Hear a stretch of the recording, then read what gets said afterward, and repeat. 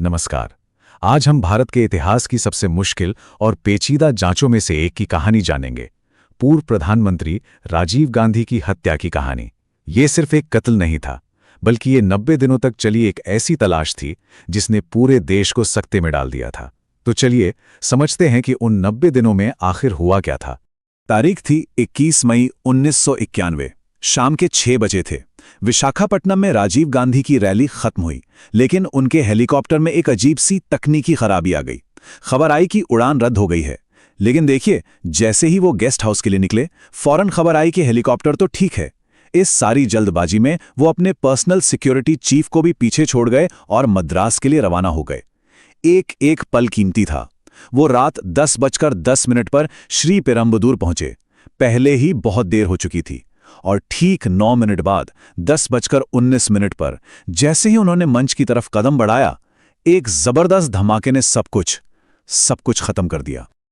उस एक धमाके ने पूरे देश को हिलाकर रख दिया। हर तरफ बस अफरा तफरी और कंफ्यूजन का माहौल था। उस धमाके में सिर्फ राजीव गांधी ही नहीं थे, उनके साथ साथ 17 और जानें चली गईं। कुल 18 लोगों की मौत। ये एक ऐसी राष्ट्रीय त्रासदी थी जिसका अंदाजा लगाना भी उस वक्त मुश्किल था।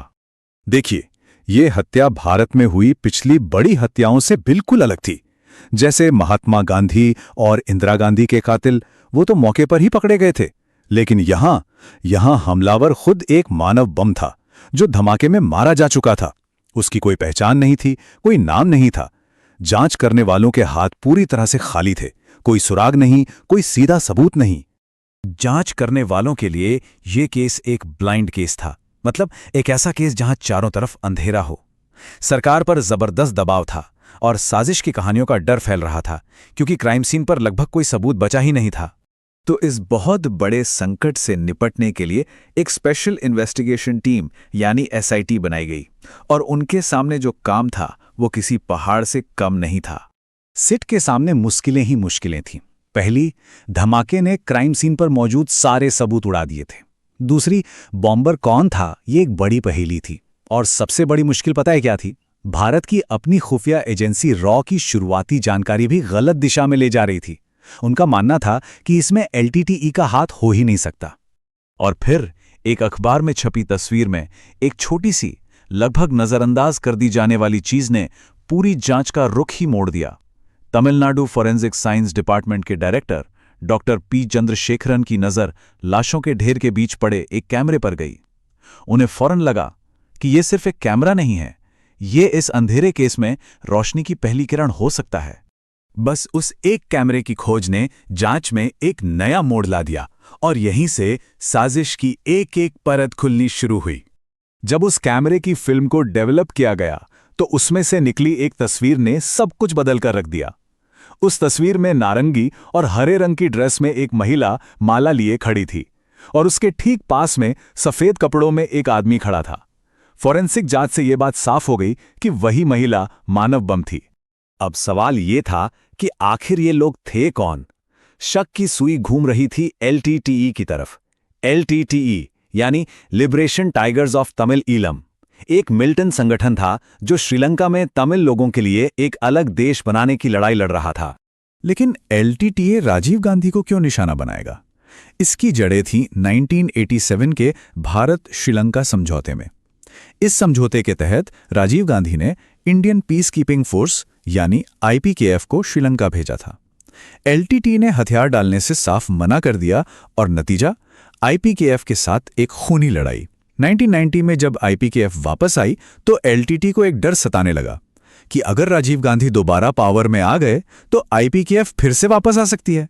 और बस इसी डर ने उन्हें इस हत्या की साजिश रचने पर मजबूर कर दिया। अब SIT ने एक एक करके सारी कड़ियों को जोड़ना शुरू किया। सबसे पहले फोटोग्राफर हरि बाबू के घर की तलाशी में माला का बिल और LTTE चीफ की तस्वीर मिली। ये था पहला कनेक्शन। फिर एक मामूली सी पुलिस चेकिंग में शंकर नाम का आदमी पकड़ा गया, जिसने तस्वीर वाले सफेद कपड़ों के आदमी की पहचान LTTE कमांडर शिवरासन के तौर पर की। ये था दूसरा बड़ा सुराग। शंकर की डायरी से एक नाम और फोन नंबर मिला, नलिनी। और जब पुलिस नलिनी के भाई तक पहुंची तो पूरी साजिश खुल गई। उसने कन्फर्म किया कि वो आदमी शिवरासन ही है और मानव बम का नाम था धनु। एक एक करके सारे चेहरे सामने आ रहे थे। साजिश के लगभग सभी चेहरे तो सामने थे, लेकिन इसका मास्टरमाइंड शिवरासन, वो अब भी एक भूत की तरह फरार था। अब शुरू हुई देश की सबसे बड़ी तलाश में से एक। शिवरासन को वन आइड जैक भी कहते थे, क्योंकि एक धमाके में उसकी एक आंख चली गई थी और वो कांच की आंख लगाता था। वो भेस बदलने में इतना माहिर था कि लगातार अपनी पहचान बदलकर पुलिस को चकमा दे रहा था। शिवरासन कितना चालाक था, इसका अंदाजा आप इस बात से लगाइए। उसने एक तेल के टैंकर के अंदर एक खुफिया कमरा बनवाया, उसमें गद्दे, स्नैक्स और पानी तक का इंतजाम था। अपनी एक साथी शुभा के साथ वो उसी टैंकर में छिपकर मद्रास से बेंगलोर तक का 350 किलोमीटर का सफर कर गया और पुलिस की दर्जनों चेकपोस्ट्स को पार कर गया।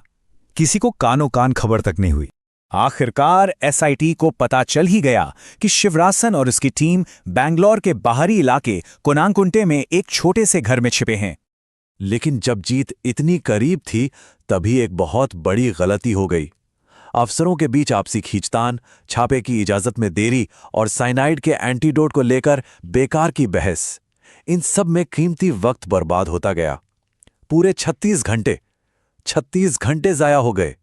और नतीजा बहुत दुखद रहा। जब तक कमांडोज उस घर में घुसे, बहुत देर हो चुकी थी। शिवरासन और उसके साथियों ने साइनाइड खाकर आत्महत्या कर ली थी। मास्टरमाइंड को जिंदा पकड़ने का मौका हाथ से निकल चुका था।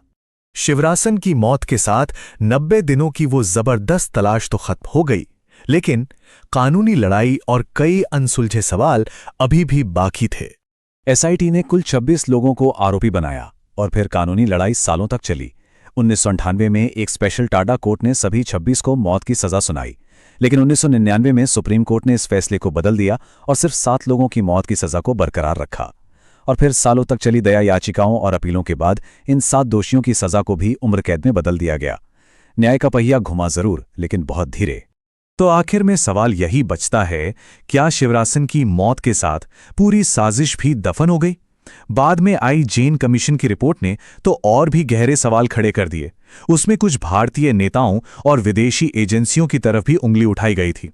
ये एक ऐसा सवाल है जो आज भी इतिहास के पन्नों में गूंजता है और शायद हम इसकी पूरी सच्चाई कभी नहीं जान पाएंगे।